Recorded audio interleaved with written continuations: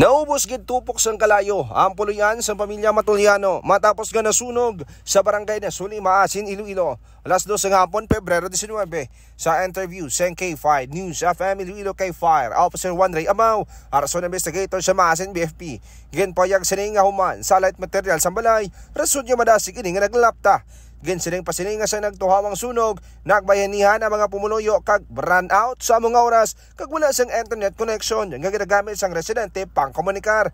Kag diri na alas 2:55 na sa gapon, nagtawag ang residente sa taga BFP. Yes sir, nagkanta pa sila tani sang bakit brigade in order nga mapalong ang kalayo. Apang wala gid masarangan sir kay tako na sa rigo matukiban ang kalayo. Kay isang time nga pwede to sir, ang isa palit sang hindran sir. Kay isang time run out dito, wala signal sir ang mga cellphone sir. Dugang pa sini, yara sa 21,000 pesos ang halit na ginbilin sa sunog kanaghalin sa baga nga yara sa dapog nga wala na palong rason sang kalayo. Kagako si K5 Aaron Refollo para sa Kampiyon na Balita, Serbisyo Publiko. Kagkaringawa na sa Iloilo, K5 News FM.